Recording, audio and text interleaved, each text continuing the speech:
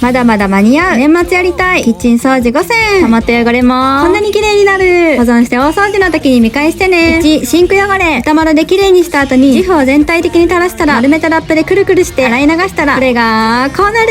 2、コンロ。油汚れはアルカリ電解水で綺麗にする。取れない汚れには丸めたラップでジフを取って汚れをこすると、これがこうなる。3、コンロのごとく。重曹と食器用洗剤を入れた熱湯にパーツを入れて10分放置。汚れが緩んだところにダイソーの焦げ取りスポンジを使って磨いたら、これがこうなった。